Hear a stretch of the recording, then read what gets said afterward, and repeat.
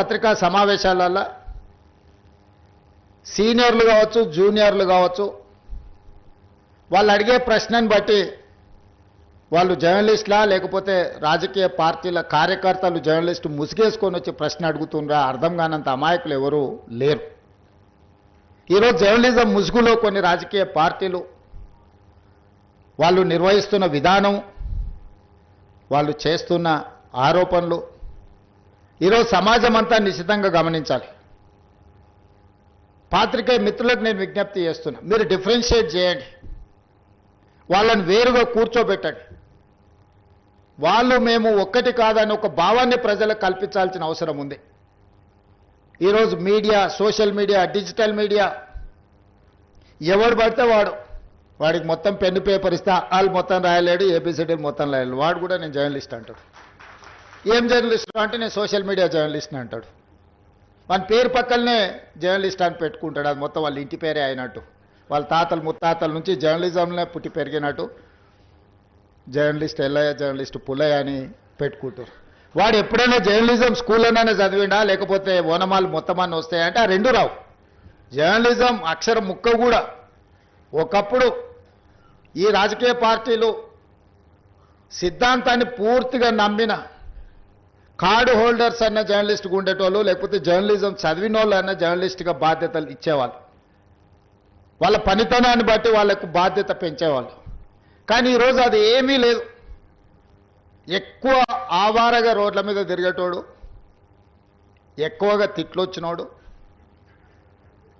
ఏదంటే అది మాట్లాడేటోడే ఈరోజు జర్నలిస్ట్ అనే ముసుగు తోడుకొని సోషల్ మీడియాలో అందరి పట్ల అసహ్యకరమైన భాషను ఉపయోగించే పరిస్థితులు వచ్చినాయి. అందుకే ఈరోజు రాజకీయ పార్టీ నాయకులుగా మేము మాట్లాడితే మీరు కూడా అప్పుడప్పుడు మాట్లాడతారు కదా సార్, మరి మీ సంగతి ఏందని అడుగుతారు. మరి అవతలలో అట్లా మాట్లాడితే సమాధానం ఎట్లా చెప్పాలో నాకు దారి దొరకడం లేదు. అందుకే నిజమైన జర్నలిస్టులు మీరు సెమినార్స్ నిర్వహించుకొని జర్నలిస్ట్ అనే పదానికి డెఫినేషన్ ఏందో డిఫైన్ చేయాల్సిన పరిస్థితి ఈరోజు సమాజంలో దాపురించింది.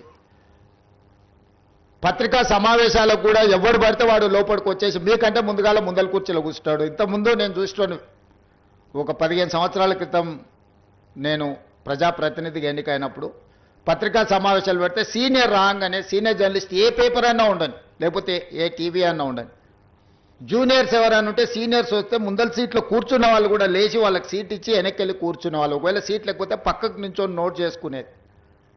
ఒక బాధ్యత, ఒక గౌరవం, ఒక మర్యాద. వాళ్ళ యాజమాన్యాలు ఎవరున్నా జర్నలిస్టుని ఒక గౌరవించుకునే పరిస్థితి ఉండే. ఇప్పుడు ఆ పరిస్థితి పూర్తిగా దెబ్బతిన్నది. వాడు ఖాళీగా ఉంటాడు కాబట్టి 3 గంటల ముందే వచ్చి ముందల కుర్చీలో కూర్చుంటాడు, కాలు మీద కాలు వేసుకొని.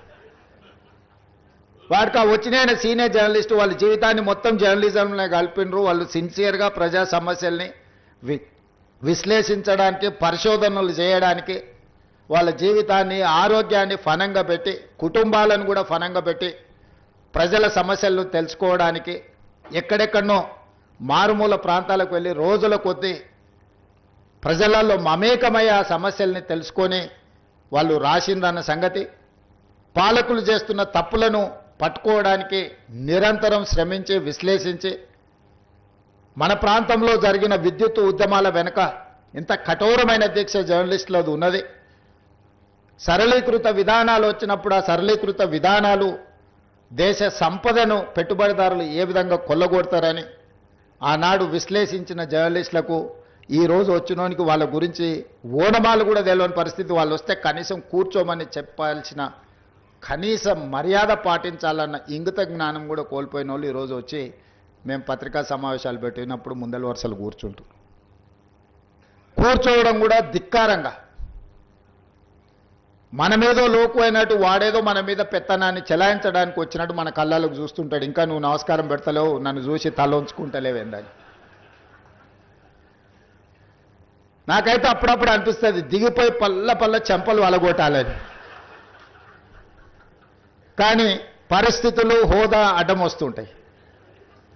గతంలో జర్నలిస్టులను చూస్తే మర్యాద ఇచ్చి పలకరించి ప్రెస్ మీట్ అయిపోయిన తర్వాత వాళ్ళతో 10 నిమిషాలు మాట్లాడి మేము చెప్పిన దాంట్లో ఏమన్నా లోపాలు ఉన్నాయా, లేకపోతే మేము చెబుతున్న ఉద్దేశం ఇదే అని వాళ్ళతో చిట్చాట్ చేసేది, కొద్దిసేపు మాట్లాడేది. లేకపోతే ప్రెస్ మీట్కి వెళ్ళకంటే ముందు వాళ్ళకి ఫోన్ చేసి కనుక్కునేది. విద్యుత్తుకు సంబంధించిన విషయాల మీద కమ్యూనిస్టు పత్రికలలో రాత జర్నలిస్ట్ పేరు నాకు సరిగ్గా గుర్తులేదు, కానీ నేను చాలాసార్లు విద్యుత్ మీద మాట్లాడాలనుకున్నప్పుడు మీ నవతెలంగాణనే అనుకుంటా జర్నలిస్ట్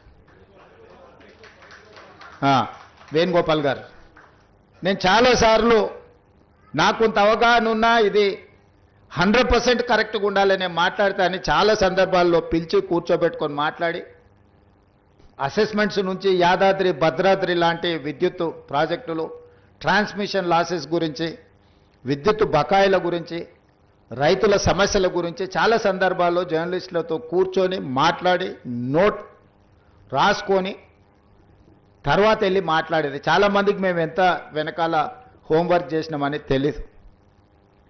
అట్లా జర్నలిస్టులు వాళ్ళ నాలెడ్జ్ని మొత్తాన్ని ప్రజలకు ఉపయోగపడే విధంగా పనిచేసిన జర్నలిస్టు చాలామంది నాకు తెలుసు. కానీ ఈరోజు వింత పోకడలు వచ్చినాయి. ఆ వింత పోకడలకు రాజకీయ పార్టీలు కూడా తోడైనాయి. రాజకీయ నాయకుల యొక్క స్టేట్మెంట్ల పట్ల విశ్వసనీయత తగ్గుతున్న క్రమంలో జర్నలిస్టులు కూడా వేగంగా అదే దారికి పరిగెత్తుతున్నారు.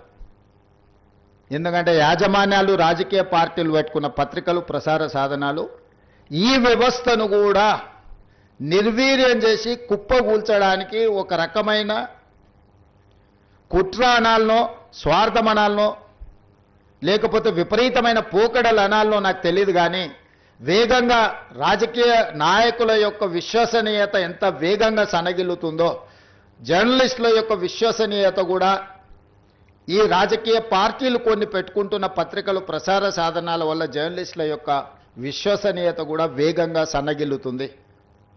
అందుకే ఈరోజు నిబద్ధత కలిగిన జర్నలిస్టులు విశ్లేషించుకొని ఒక లక్ష్మణరేఖ గీసుకోవాల్సిన అవసరం ఉంది. నిజమైన జర్నలిస్టు ఒకవైపు, జర్నలిజం ముసుగులో అరాచకం చేసే వాళ్ళని ఇంకొక వైపుకు నెట్టాల్సిన అవసరం ఉంది. అది జరగకపోతే పత్రికలకు, ప్రసార సాధనాలకు కాదు, తెలంగాణ సమాజానికి, దేశం యొక్క భద్రతకే ప్రమాదకరంగా తయారయ్యే పరిస్థితులు ఉన్నాయి. నిన్న మొన్న కొంతమంది సోషల్ మీడియా ప్లాట్ఫామ్లో పనిచేసే వాళ్ళు పాకిస్తాన్ ఐఎస్ఐ ఏజెంట్లుగా పనిచేస్తున్నారని చెప్పి ఆపరేషన్ సింధూర్ సందర్భంగా కొంతమందిని అరెస్టులు చేసే పరిస్థితి వచ్చింది. ఏ ముసుగు తోడుకొని ఎలాంటి కార్యక్రమాలు చేస్తున్నారో ఈరోజు మనం అర్థం చేసుకొని ముందుకు వెళ్ళాల్సిన పరిస్థితి ఉన్నది.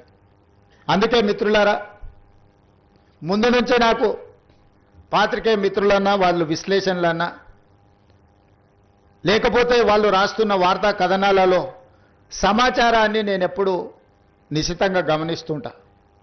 అది మాకు కూడా ఒక నాలెడ్జ్.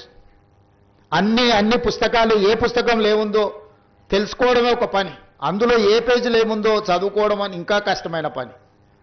కానీ సీనియర్ జర్నలిస్టులు, సిన్సియర్ జర్నలిస్టులు విశ్లేషణ చేసి క్రోడీకరించి ఒక దగ్గరికి తీసుకొచ్చి ఒక ఆర్టికల్ రాస్తే అది మనకు పెద్ద ఎత్తున ప్రభుత్వ పరిపాలనలో ఉపయోగపడుతుంది. సామాజిక స్థితిగతులను లేవనెత్తడమే కాదు, ప్రభుత్వం తీసుకొస్తున్న సంక్షేమ పథకాల అమలులో జరుగుతున్న నిర్లక్ష్యం కావచ్చు, లేకపోతే జరుగుతున్న తప్పిదాలు కావచ్చు, విశ్లేషించి రాసినప్పుడు వాటిని నియంత్రిస్తే మన గౌరవమే పెరుగుతుంది, పరిపాలన మీద పట్టు మనకు వస్తుంది. పరిపాలన మీద పట్టు సాధించాలంటే విశ్లేషణాత్మకమైన ఆర్టికల్స్ను కానీ, సమస్యల్ని లేవనైతే పత్రికలను చదివితే మనల్ని మనం సరిదిద్దుకోవడానికి ఉపయోగపడుతుందని నేను బలంగా నమ్ముతాను. అందుకే ప్రజల్ని ఈ మధ్య, గతంలో నిర్బంధాలు ఉండేవి, ఈ మధ్య మా మిత్రుడు జాన్ వెస్లీ గారు చాలా ధర్నాల కార్యక్రమాలలో వెళ్తున్నారు. ఎక్కడ కూడా పోలీసులు వారిని అడ్డుకున్న పరిస్థితులు అయితే లేవని నేను అనుకుంటున్నాను. నేను క్లియర్గా చెప్పిన, అన్నీ గమనిస్తూనే ఉన్నాను. నేనేం అందుకే చెప్తున్నా, వారు ఒకవేళ అట్లా అనుకుంటారేమో అని, అందుకే చాలా క్లారిటీగా చెప్తున్నా.